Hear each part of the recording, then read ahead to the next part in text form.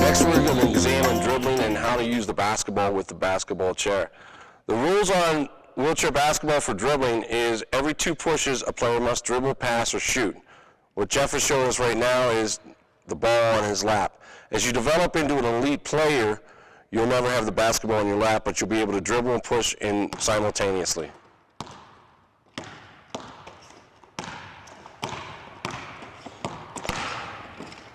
Notice how the ball is never in his lap, and that's what you want to become. You want to become an elite player. You want to work on having the ball out of your lap. With the ball in your lap, it's an easy target for a player from the other team to steal it. It's also easy for it to roll out of your lap while you're pushing or stopping. When you're dribbling, much like you're pushing, you always want to keep your head up. So when you're working on your dribbling drills, you want to keep your head up and push with the ball and your head up. Initially, you start stationary.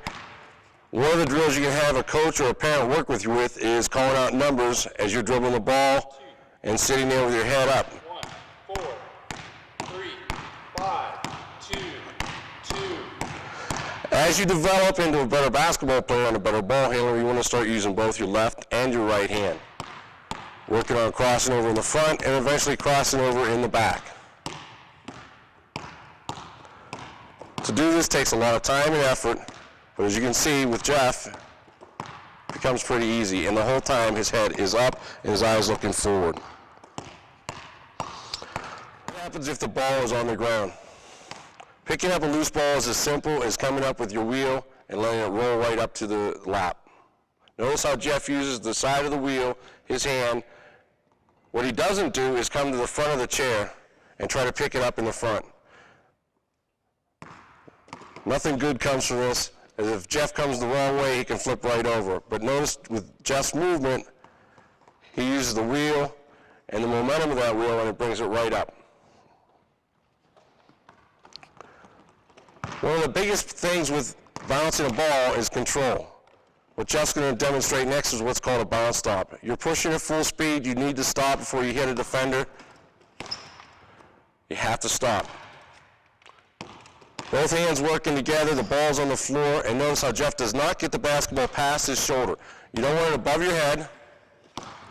You don't want it too high or it can be stolen. You don't want to be too low.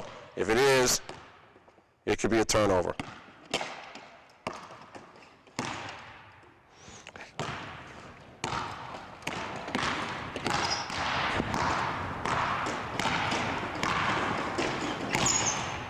Notice Jeff uses both hands for the bounce stop.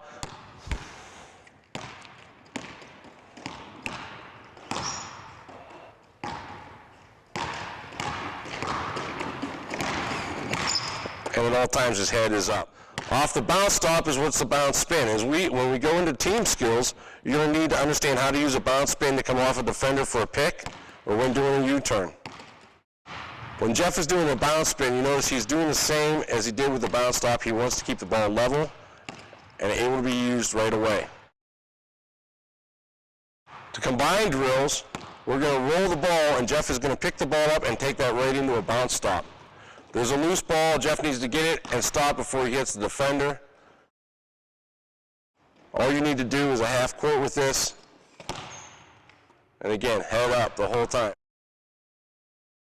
Now to combine drills, what we'll do is set Jeff on the baseline, and this is an easy drill. Again, if you have a gymnasium or if you're outside, draw lines on the road.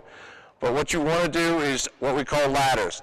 Jeff is going to push from baseline to free throw line and back to the baseline, and then baseline to midcourt and back to the baseline, and then he's going to go to the free throw line and back, and then the baseline and back. With this, he's working on keeping his head up and his bounce spins. He's working on chair control and building his speed. So all the drills that we have taken, we can incorporate into this one drill. And at each baseline, he's going to want to stop with a bounce stop. Notice that the basketball stays within Jeff's frame of the chair, so he never loses control. Our next drill is a dribbling drill and a control drill. It's called power dribbling. It's kind of fun. Two guys hook up, holding each other's chairs, continuously dribble and bang the chairs.